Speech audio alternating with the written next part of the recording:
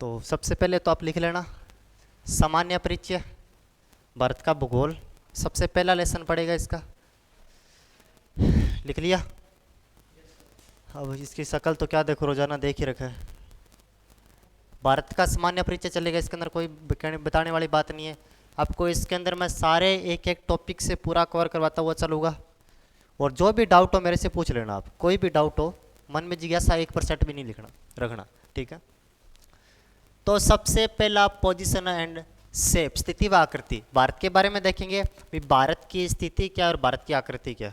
सबसे पहले ये देखेंगे भी भारत कहाँ पे पड़ता है, इसकी क्या स्थिति पड़ती है, क्या इसकी आकृति पड़ती है, कौन से ग्लोब में आता है, उत्तरी ध्रुव में आता है, उत्तरी गोलार्ध में आता है, दक्षिणी गोलार्ध में, कहाँ पे पड़ता है, क्या इसकी स्थिति है, उसके बारे में देखेंगे। तो सबसे पहले भारत की पोजीशन व शेप, स्थिति व आकृति के बारे में देखेंगे। तो अब कौन से पेन से लिखे आप बताओ मेरे को, कौन सा अच्छा रहेगा? ये ठीक है क्या?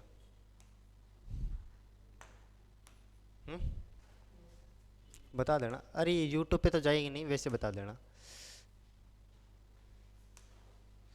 क्या हो गया इसके?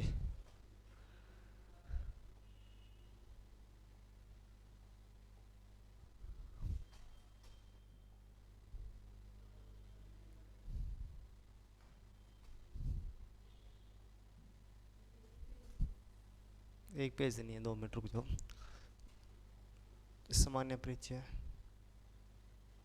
अच्छा दूसरा पेज ये था, यहाँ से तीसरा पेज लेना पड़ेगा।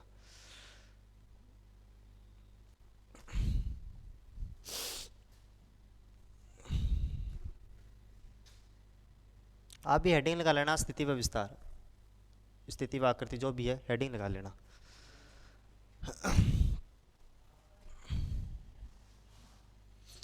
तो सबसे पहले अपने देखते हैं भी पड़ता कहाँ पे है। तो इस प्रकार एक ग्लोब है, जानते होंगे ग्लोब के बारे में। ग्लोब में भी पृथ्वी को एक छोटे रूप में समझने के लिए ग्लोब का निर्माण किया गया। ऐसे पूरे ग्लोब पे घूम के तो देख नहीं सकते, पृथ्वी को छोटे रूप में समझने के ग्लोब का निर्माण किया गया। और ग्लोब के मध्य से एक रेखा गुजरती है, कौन सी रेखा?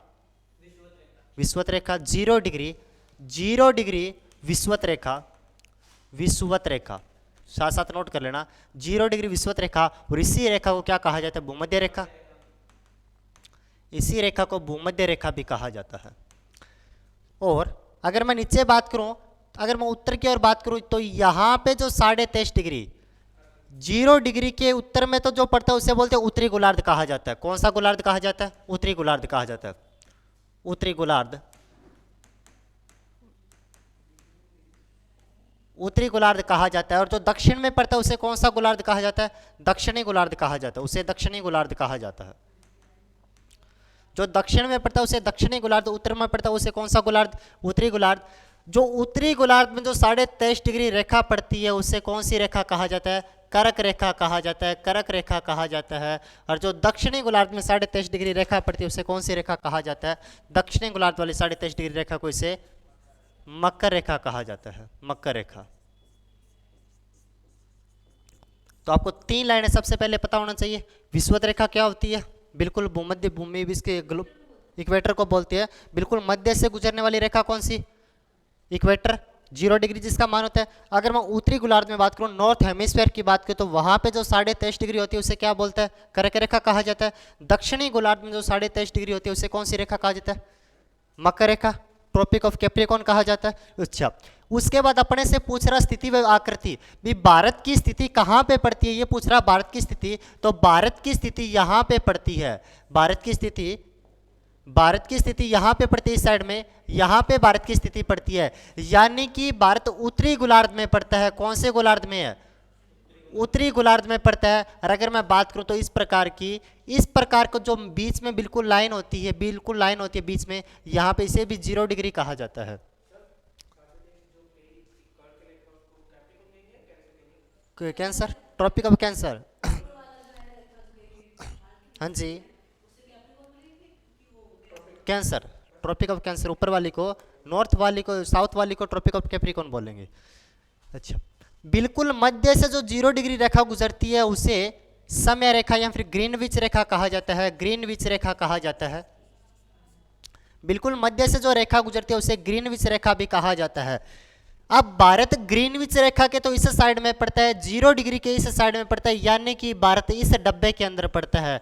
भारत इस डब्बे में पड़ता है। इस डब्बे के अंदर पड़ने के कारण भारत साथ में तो उत्तरी गोलार्ध में हुआ, भारत साथ में तो उत्तरी गोलार्ध में हुआ, साथ में कौन से गोलार्ध में, पूर्वी गोलार्ध में होता, तो भारत की स्थिति कौन सी पड़ जाती है, उत्तर पूर्व गोलार्ध पड़ जाती है। तो भारत की स्थिति कौन सी है, भारत की स्थिति उत्तर पूर्व गोलार्ध में आती है। भारत की स्थिति अगर मैं यहां पे लिखूं, भारत की स्थिति उत्तर पूर्व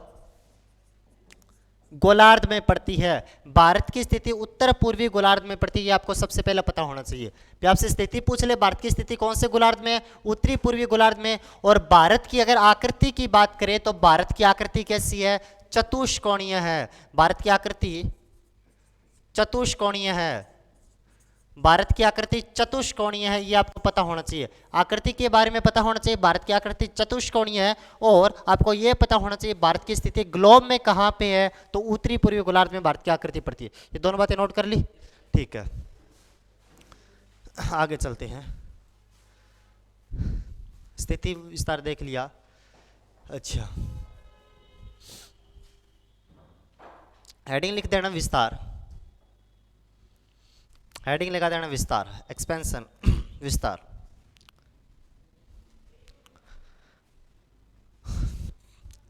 अगर भारत के मैं विस्तार की बात करूं तो भारत का विस्तार कहां से लेकर कहां तक है और कहां से लेकर कहां तक नहीं है, ये अपने को अभी देख लेते हैं। भारत के विस्तार की बात करते हैं तो अपने पहले भारत का मैप ले लेते हैं एक।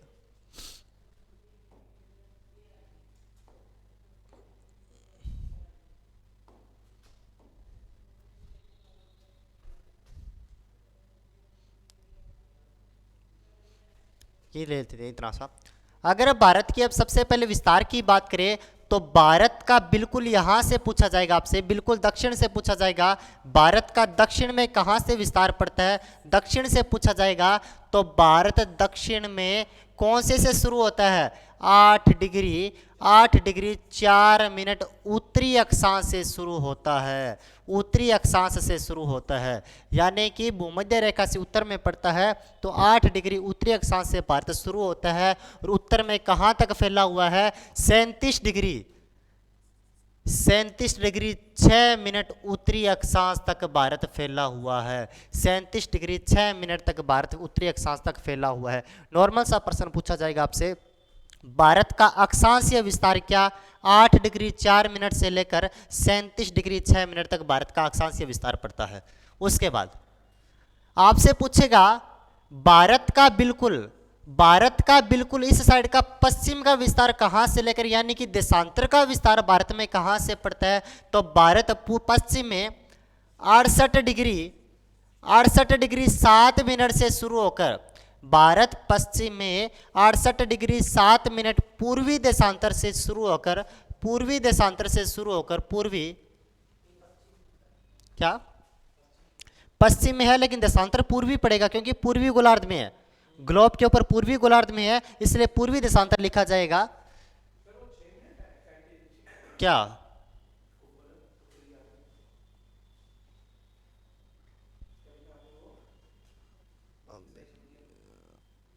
2 मिनट रुक जाओ,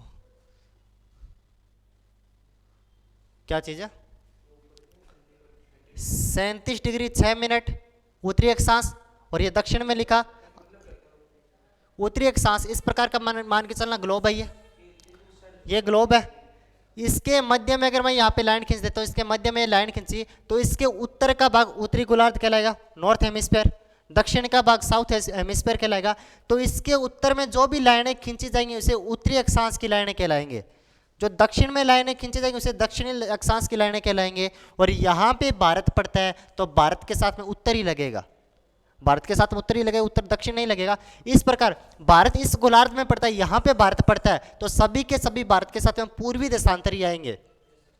तो यहाँ पे 68 डिग्री 7 मिनट पूर्वी देशांतर से शुरू होता है, पूर्वी देशांतर से शुरू होता है। और 97 डिग्री 25 मिनट पूर्वी देशांतर तक है।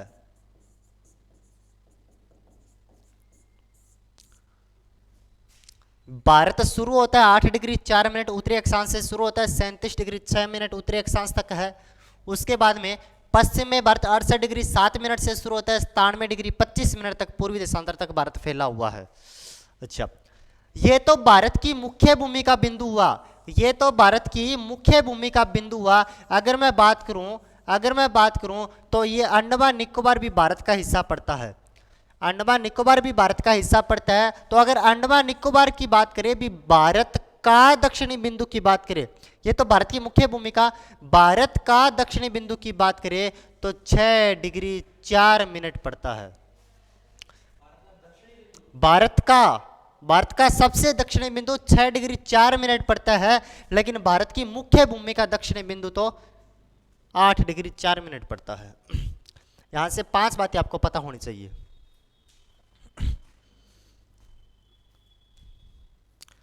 यहां से 5 बातें आपको पता होनी ही चाहिए।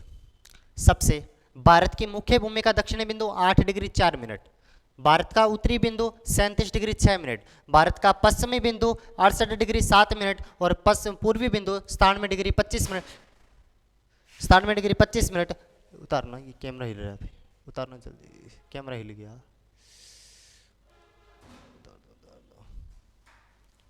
अच्छा, उसके बाद बात करें भारत का सबसे दक्षिणी बिंदु तो 6 डिग्री 4 मिनट। अभी आपको मैं पूरा करवा देता हूं। उत्तरी अक्षांश आएगा, वो उत्तरी अक्षांश है। हाँ जी, क्योंकि भारत उत्तरी गोलार्ध में पड़ता है, नॉर्थ हेमिस्फीयर में पड़ता है, तो सभी के सभी उत्तरी अक्षांश आएंगे, नॉर्थ लैटिट्यूड ही आएंगे। हो गया? क्या रह गया? मैं बिल्कुल। अच्छा, अगर उतारना है तो आपको मैं नया मैप अभी बनवा रहा हूँ, वो उतारना। अगर उतारना है क्या, अभी पूरा आपने उतारना है तो पूरा पेज अभी बनवा रहा हूँ। लॉन्गिट्यूड अगर क्या लॉन्गिट्यूड 68 डिग्री 7 मिनट से शुरू होता है, 97 डिग्री 25 मिनट तक है। हाँ जी, वो लैटिट्यूड है। उतार लिया? अच्छे से एक डायग्राम बना लेना, अभी आपको अभी और बना लेना।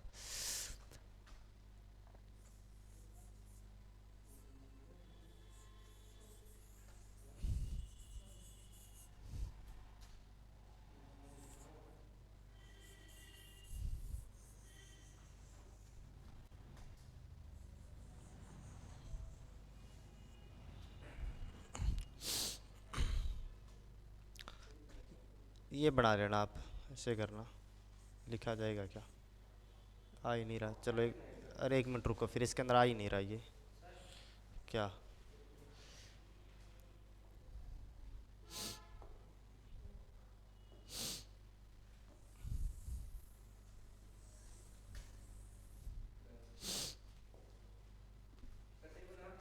क्या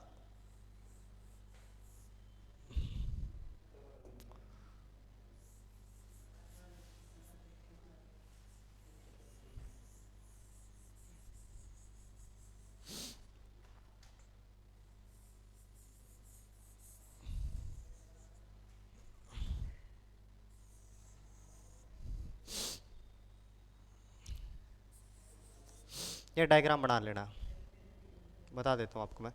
यहाँ पे भारत का जो दक्षिणी बिंदु पड़ता है 8 डिग्री कितना 4 मिनट। ये भारत का सबसे दक्षिणी बिंदु कितना पड़ता है 6 डिग्री 4 मिनट पड़ता है। यहाँ पे भारत का सबसे उत्तरी बिंदु कितना 37 डिग्री 6 मिनट। ये भारत का बिंदु कितना पड़ता है 68 डिग्री 7 मिनट। ये कितना पड़ता है 97 डिग्री 25 मिनट पड़ता है यहाँ पे। अच्छा, भारत का सबसे उत्तरी राज्य की बात करें तो यहाँ पे लद्दाख पड़ता है, लद्दाख। सबसे दक्षिणी बात करें तो यहाँ पे तमिलनाडु पड़ता है, तमिलनाडु पड़ता है। अच्छा, इसकी बात करें तो यहाँ पे कौन सा अंडमान निकोबार पड़ता है, अंडमान वह निकोबार पड़ता है। साथ साथ बना लेना इसको।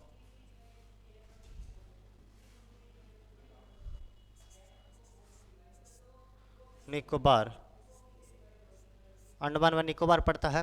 इस साइड की बात करें तो कौन सा राज्य, अरुणाचल प्रदेश पड़ता है। इस साइड में अरुणाचल प्रदेश पड़ता है। अच्छा, उसके बाद सबसे उत्तरी बिंदु की बात करें भी, यहाँ पे सबसे उत्तरी बिंदु कौन सा पड़ता है, तो वो इंदिरा कोल। भारत का सबसे उत्तरी बिंदु इंदिरा कोल पड़ता है, इंदिरा कोल। भारत का सबसे उत्तरी बिंदु इंदिरा कोल पड़ता है।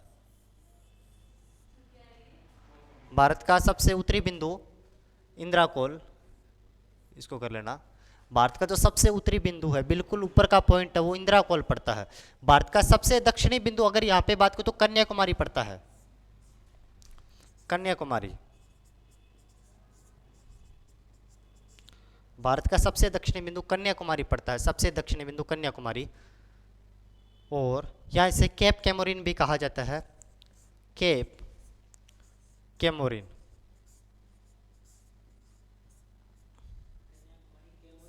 केप कैमोरिन, जिसे केप कैमोरिन भी कहा जाता है। ठीक है, उसके बाद भारत का गुजरात के साइड में सबसे कौन सा बिंदु पड़ता है, गोरमोता। गोरमोता गुजरात की साइड में सबसे, इस साइड का बिंदु पड़ता है गोरमोता। इस साइड में जो सबसे पश्चिम का बिंदु पड़ता, पूर्व का बिंदु पड़ता है, उसे वालागू, वालागू या फिर कीबिथु भी कहा जाता है, कीबिथु, वालागू या कीबिथु, वालागू या फिर कीबुथु भी कहा जाता है। चारों साइड के आपको राज्य बता दिए, अक्षांश व देशांतर बता दिया और बिंदु भी बता दिए। भारत का सबसे उत्तरी राज्य और लद्दाख, सबसे दक्षिण में तमिलनाडु पड़ता है, सबसे पूर्व में गुजरात पड़ता है, इस साइड में अरुणाचल प्रदेश पड़ता है। 8 degree 4 minute, 37 degree 6 minute, 68 degree 7 minute, 97 degree 25 minute.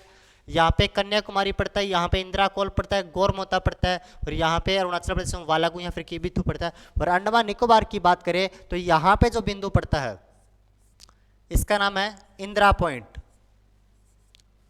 Indira point, Indira point, या जिसे पिगमेलियन पॉइंट भी कहा जाता है, पिगमेलियन, पिगमेलियन पॉइंट भी कहा जाता है, या जिसे ला हिचिंग पॉइंट भी कहा जाता है, ला हिचिंग पॉइंट भी कहा जाता है, ला हिचिंग।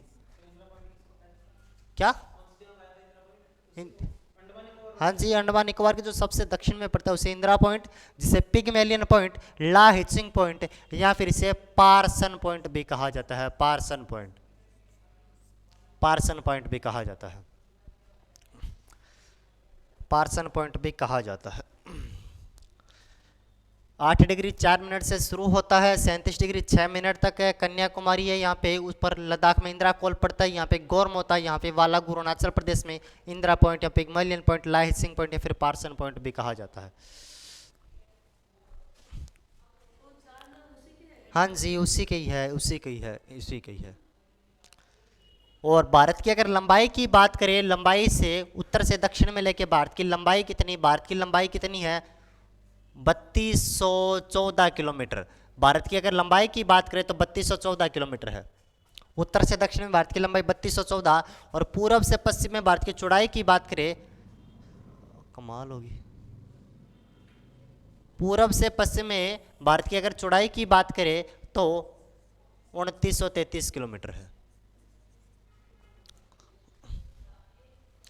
लंबाई की बात करें, चौड़ाई की बात करें, उत्तर का बिंदु बात करें, दक्षिण का बिंदु बात करें,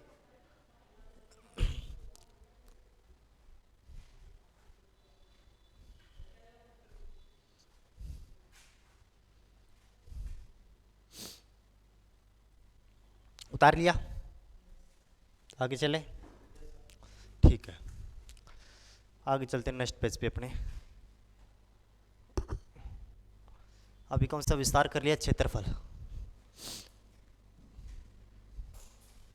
लिख लो हेडिंग,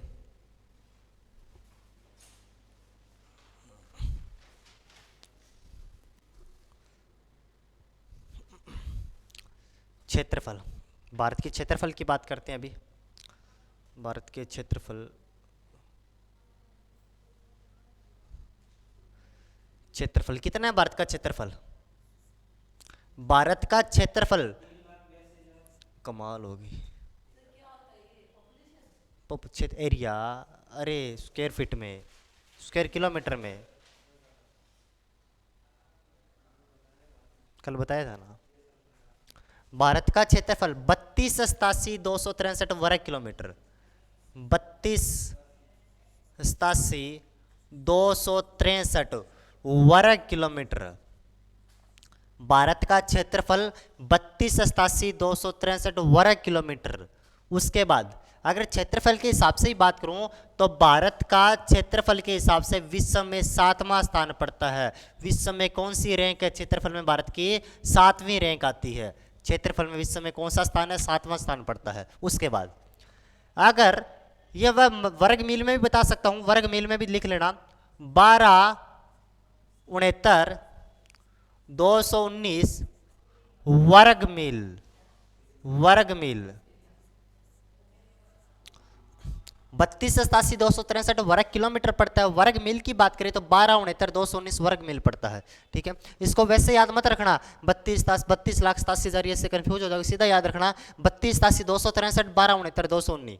ठीक है, उसके बाद अगर क्षेत्रफल लिख दिया तो क्षेत्रफल के साथ साथ में विश्व में 7वां रैंक पड़ता है इसका। विश्व में क्षेत्रफल में विश्व का 7वां सबसे बड़ा देश है भारत अपना। तो सबसे बड़ा कौन सा है?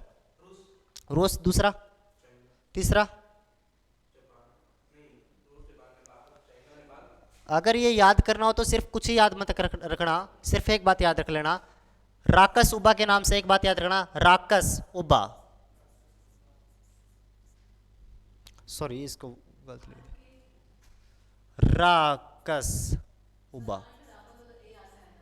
क्या? अरे अपने आता होगा याद करने के लिए, खुद को अगर गधा भी बोलना पड़े तो बोल लेना।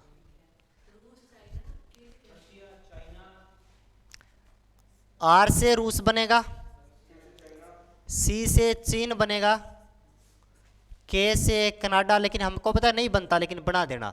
वो बात है याद करने के लिए खुद को अगर गधा बोलना पड़े तो बोल लेना, याद होना चाहिए। यू से क्या बनेगा?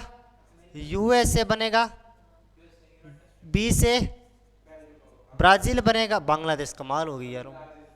ए से ऑस्ट्रेलिया बनेगा, ऑस्ट्रेलिया। और 7वां अपना देश कौन सा? इंडिया। लेकिन एग्जाम में वो अरे ऑस्ट्रेलिया, लास्ट वाला ऑस्ट्रेलिया। क्या? अगर अपना 7वां अपना देश आता है तो 8वां कौन सा देश आता है? अर्जेंटीना। क्या? यूके छोटा सा देश है यार, क्यों कमाल करते हो। 8वें नंबर पे लिख देना अर्जेंटीना। अर्जेंटीना इंपॉर्टेंट करके लिख देना, 8वें नंबर पे अर्जेंटीना देश आता है। क्या?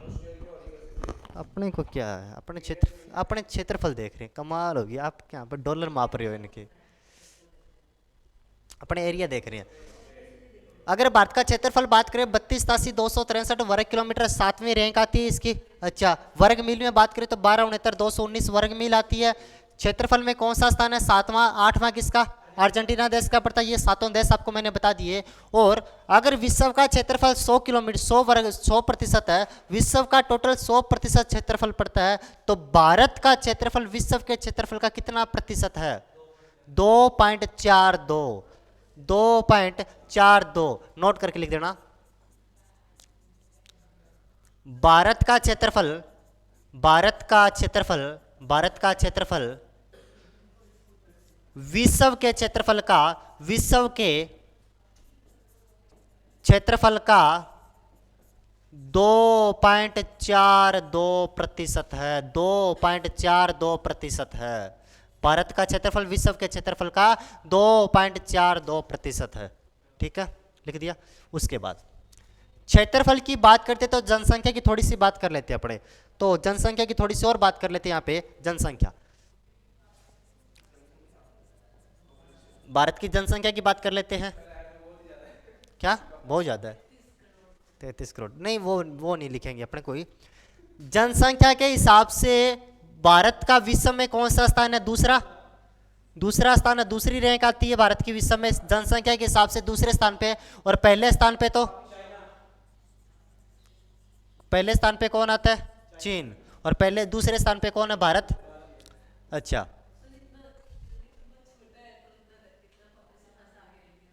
इस तरह मेरे को क्या पता, कमाल होगी। कहाँ से आ गया?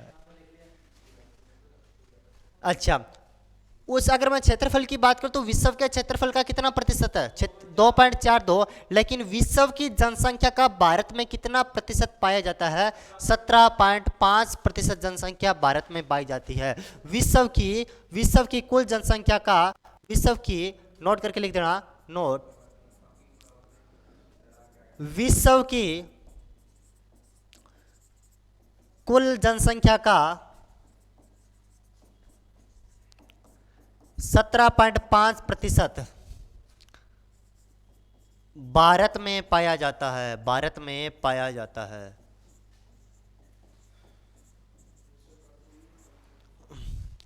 विश्व की कुल जनसंख्या का 17.5% भारत में पाया जाता है। क्या? 135 करोड़ के समथिंग। और 2011 की जनसंख्या के जनगणना के अनुसार 121 करोड़ थी, और अभी वर्तमान में 135 करोड़ के समथिंग है। हाँ जी, क्या आने वाला है? हाँ, आएगा नया आंकड़ा। अच्छा, क्या कम थोड़ी ना होगी, बढ़ेगी।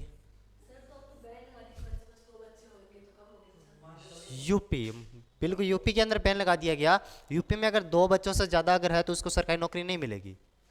हाँ जी, यूपी के अंदर लगा दी। बिल्कुल सही है।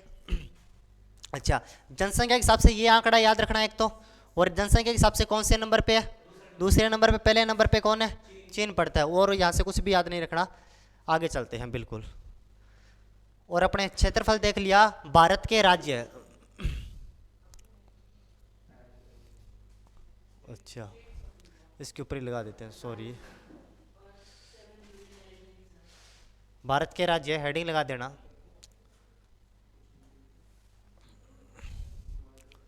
भारत के राज्य,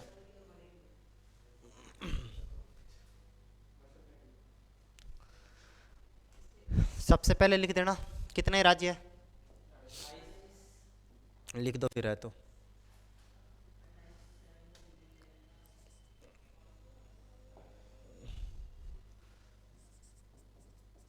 भारत में कुल राज्य है 28। भारत के राज्य 28। कौन कौन से? बहुत सारे। अब ये आपको मैं लिखवाऊं या फिर लिखवा दूं सभी के सभी राज्य? क्या ट्रिक से नहीं है, राज्यों का ट्रिक से क्या याद करें? याद है, ट्रिक से याद नहीं। राज्य तो आपको पता ही है, तो राज्य हो जाएगा। मैप के अंदर एक बार बता देता हूँ आपको, मैप के ऊपर, एक बार मैप के ऊपर बता देता हूँ, बाकी इसके कोई नहीं बताऊंगा, आपको पता ही होगा। क्या जूम कर दे? लो, चल जाएगा इतना तो। देख लो, एक तो यहाँ पे लद्दाख पड़ता है, जम्मू कश्मीर, ये 2 तो यूटी पड़ते हैं। अच्छा, उसके बाद में पंजाब, यहाँ पे कौन सा? राजस्थान पड़ता है। उसके बाद में गुजरात, यहाँ पे महाराष्ट्र, कर्नाटक, यहाँ पे छोटा सा गोवा, ये केरल पड़ता है। तमिलनाडु, आंध्र प्रदेश, यहाँ पे उड़ीसा, यहाँ पे वेस्ट बंगाल, अरे कोलकाता, वेस्ट बंगाल, पश्चिम बंगाल पड़ता है। अगर फिर बात करूँ तो इसके अंदर इस साइड में कौन सा? हिमाचल प्रदेश, यहाँ पे उत्तराखंड पड़ता है, यहाँ पे उत्तर प्रदेश पड़ता है, यहाँ पे बिहार, झारखंड, छत्तीसगढ़, तेलंगाना और मध्य प्रदेश। ये हरियाणा रहेगा, ये रहा हरियाणा। हरियाणा के पास में दिल्ली। इस साइड के सिख, क्या कमाल होगी, कहाँ पे पढ़ लिया? बिल्कुल राज्य, स्टेट है वो तो। कमाल होगी, पता नहीं क्या पूछ रहे हो। यहाँ पे सिक्किम, यहाँ पे कौन सा? अरुणाचल प्रदेश, ये नागालैंड, मणिपुर, मिजोरम, त्रिपुरा, मेघालय और असम। ये भारत के कितने राज्य हुए? 28 राज्य हो गए। अच्छा, इसके बाद इसकी राजधानी भी यहीं पे देख लेते हैं। लद्दाख की राजधानी कौन सी है? ले। जम्मू की श्रीनगर पड़ती है। पंजाब की चंडीगढ़ पड़ती है। राजस्थान की जयपुर। गुजरात की, इसके महाराष्ट्र की मुंबई, और कर्नाटक की बेंगलुरु। गोवा की पणजी, केरल की त्रिवंतपुरम, उसके बाद में तमिलनाडु की चेन्नई, आंध्र प्रदेश की अमरावती, तेलंगाना की हैदराबाद, उसके बाद ओडिशा की भुवनेश्वर, वेस्ट बंगाल की कोलकाता, झारखंड की रांची, छत्तीसगढ़ की रायपुर, और एमपी की कौन सी, भोपाल। इस साइड में बात करें हिमाचल प्रदेश की राजधानी शिमला, उत्तराखंड की देहरादून, उत्तर प्रदेश की लखनऊ, और एमपी की भोपाल पता ही है। सिक्किम की कौन सी है, गंगटोक, अरुणाचल प्रदेश की ईटानगर, उसके बाद नागालैंड की कोहिमा, मणिपुर की इम्फाल, मिजोरम की बात करें तो आइजोल पड़ती है, त्रिपुरा की अगरतला पड़ती है, और मेघालय की शिलोंग पड़ती है, और असम की क्या पड़ती है, दिसपुर इसकी राजधानी पड़ती है। ये नॉर्मल सी बात है। हरियाणा और इसकी पंजाब की एक ही राजधानी है, चंडीगढ़, दोनों की एक ही। आंध्र प्रदेश और तेलंगाना की एक ही राजधानी थी, आपको मैं बता देता हूँ, अभी अभी बता देता हूँ, अभी अभी 2 मिनट रुको, धैर्य बना के रखो। 2 जून 2014 को जब तेलंगाना भारत का 29वां राज्य बना था, उस समय यह कहा गया था, इस समय था राज्य, उस समय मान के चलना ये आंध्र प्रदेश था और तेलंगाना था, इस प्रकार था, और इसकी राजधानी पड़ती थी यहाँ पे। ये तो आंध्र प्रदेश था और ये तेलंगाना था, पहले राजधानी इसकी यहाँ पे पड़ती थी। और जब इसका विभाजन हुआ तो राजधानी किसके अंदर चली गई, तेलंगाना के अंदर चली गई।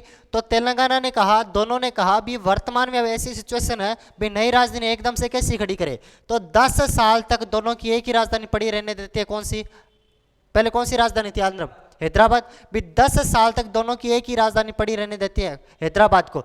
10 साल के बाद यानी कि 2014 से 2024 में, लेकिन अपने वर्तमान में बोलने लगे 2024 में तेलंगाना की तो राजधानी यही रहेगी, कौन सी, हैदराबाद, और आंध्र प्रदेश की राजधानी क्या बन जाएगी, अमरावती बन जाएगी। 10 साल के बाद अमरावती राजधानी बन जाएगी, लेकिन वर्तमान में मैप के अंदर अमरावती लिखा हुआ आने लग गया, लेकिन ये कंडीशन थी 10 सालों के बाद में। भारत का 29वां राज्य कब बना था, 2 जून 2014 को बनता, कौन सा, तेलंगाना बढ़ता। किससे अलग होके बना था, आंध्र प्रदेश से अलग होके बना था। उसकी राजधानी पहले किस में थी, तेलंगाना में थी, लेकिन जैसे ही अलग हुआ तो 10 साल की कंडीशन इनके सामने रखी गई, और 10 साल तक तो दोनों की राजधानी सेम रहेगी, और 10 साल के बाद में क्या बना दिया जाएगी, तेलंगाना को तो कोई वापस वो मिल जाएगी अपनी अपनी राजधानी, कौन सी, हैदराबाद, और इसकी नई राजधानी क्या बना देंगे, अमरावती, इसकी नई राजधानी बना देंगे। हो गया, आगे चलते हैं। अभी यहाँ पे कौन सी रह गई, अब राज्यों की राजधानी बता दी, केंद्र शासित प्रदेश बता देते हैं। यहाँ पे बिल्कुल यूनियन टेरिटरी, ये हेडिंग लगा लो, भारत के केंद्र शासित प्रदेश, ये आपको मैं बता देता हूँ। भारत के केंद्र शासित प्रदेश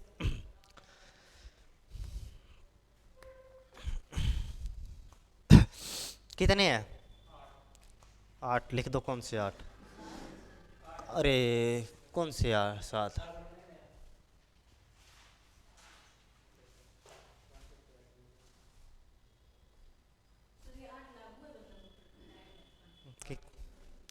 आपको अभी थोड़ा ज्ञान कम है आपका, पहले ये क्लियर कर देता हूँ, ठीक है। 2 मिनट रुको, अभी क्लियर कर देता हूँ। अभी देखना, 7 पढ़े होंगे, बहुत पहले पढ़े होंगे, तो आपके 7 से लेकर चलते हैं। 2 साल पहले आपने 7 पढ़े हैं, तो 7 से लेकर चलते हैं, ठीक है। अब तो खुश हो, मान के चलना हमारे यूटी कितने हैं, यूनियन टेरिटरी कितने हैं, 7। तो अगर मैं बात करूं 5 अगस्त की, 5 अगस्त 2019 की बात करूं, कितनी तारीख की, 5 अगस्त 2019 की बात करें तो 5 अगस्त 2019 को, इस समय, इससे पहले 7 तो अपने यूटी थे, और क्या 29 राज्य थे, 29 तो राज्य थे, और 7 क्या थे, यूटी थे। 5 अगस्त 2019 को क्या हुआ, जो जम्मू कश्मीर अपना राज्य था, जम्मू एंड कश्मीर अपना राज्य था, उसको राज्य का दर्जा खत्म कर दिया गया। राज्य का दर्जा खत्म कर दिया गया, तो राज्य कितने रह गए, 28 राज्य रह गए, और उसका राज्य को 2 हिस्से कर दिए गए, 2 यूटी बना दिए गए, एक तो लद्दाख को बना दिया गया और एक किसको, जम्मू को, 2 यूटी बना दिए गए, जम्मू के 2 यूटी, यानी कि 7 और 2 कितने हो गए, 9। तो 5 अगस्त 2019 के बाद में 9 तो यूटी बन जाते हैं, 9 तो यूटी बन जाते हैं, और कितने राज्य बन गए, 28 राज्य बन गए। अच्छा, उसके बाद बात करूं मैं 26 जनवरी 2021 की बात करूं, 26 जनवरी 2021 की बात करें तो इस समय क्या हुआ, दादर नागर हवेली अलग से यूटी था, दमन और दीव अलग से यूटी था, दोनों को एक कर दिया गया। दोनों को एक करेंगे तो यहाँ पे कम हो जाएगा, तो कितने हो जाएंगे, 8 यूटी बन जाएंगे, और राज्य कितने रहेंगे, 28 के 28, तो वर्तमान में भारत में कितने राज्य और कितने यूटी है? 8। तो यूटी और 28 क्या है? राज्य है। तो यहाँ पे अभी इसके बारे में देखेंगे अभी। तो इसको मैं पहले साफ कर देते हैं क्या, आगे चलते हैं। चलो, हेडिंग आपने लगाई रखी है यूटी कितनी है? 8। तो 8 के नाम लिख लेते हैं। सबसे पहला तो लद्दाख,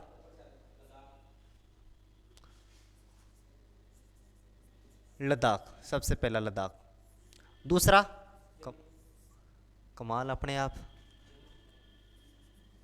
जम्मू एंड कश्मीर। तीसरा कौन सा?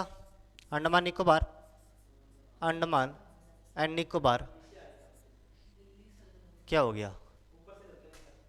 4। आपको बताऊंगा इसका कंडीशन, कल बताया था आपको। अंडमान निकोबार, उसके बाद में दिल्ली, दिल्ली। अगर मैं 5 की बात करूं, 5 नंबर पे पुडुचेरी। अगर 6 पे बात करूं,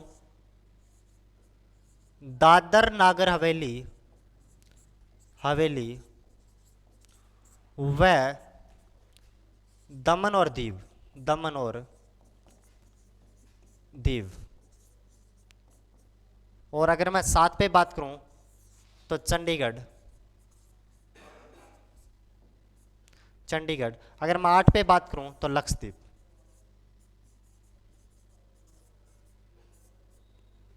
इनका सिस्टम हैंग हुआ पड़ा है ये सारा। क्या?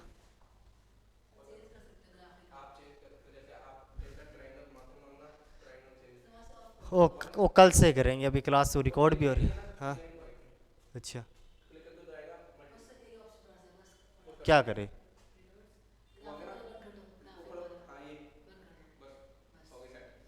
काटा मार दो इसको, बस कुछ नहीं होगा।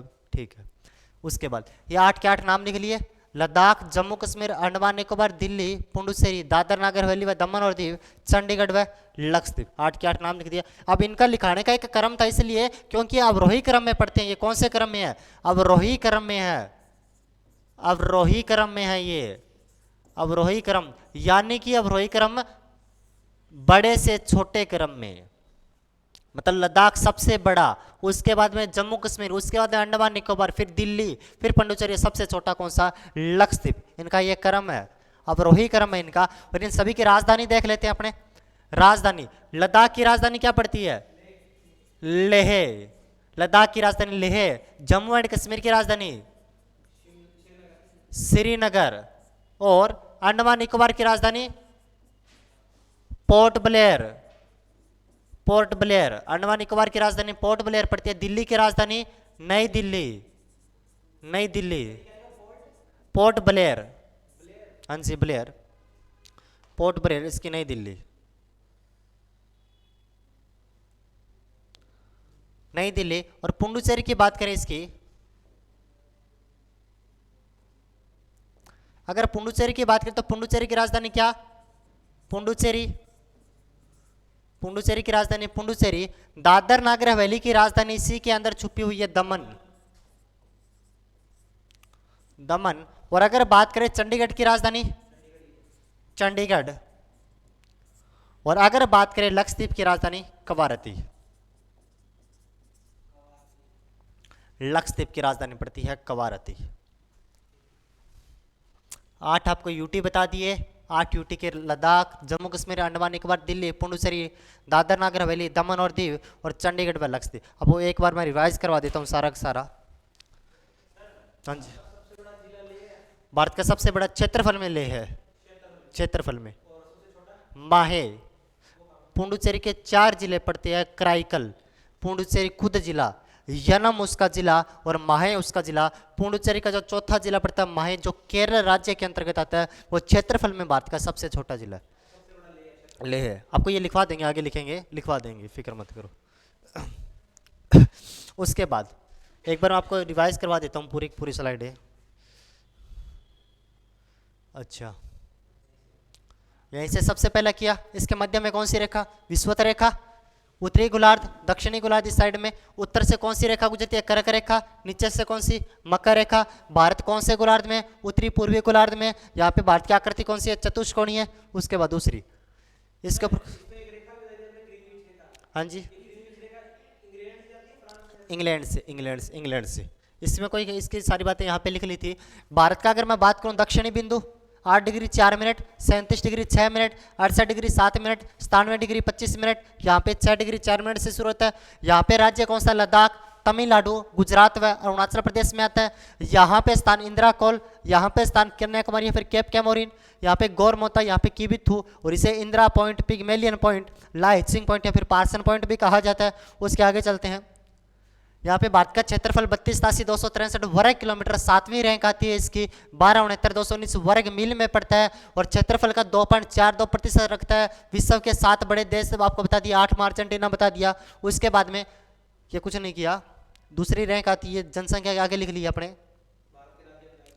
भारत के केंद्र शासित प्रदेश, और ये राज्य के बारे में लद्दाख, केंद्र, जम्मू कश्मीर, श्रीनगर पड़ती है, अंडमान निकोबार की पोर्ट ब्लेयर, दिल्ली की नई दिल्ली, पुडुचेरी की पुडुचेरी, दादर नगर हवेली की दमन और दीव दमन, और चंडीगढ़ की चंडीगढ़ और लक्षद्वीप की कवारती। अभी कोई डाउट हो तो बताओ, कोई है डाउट? बाकी करेंगे अपने कल।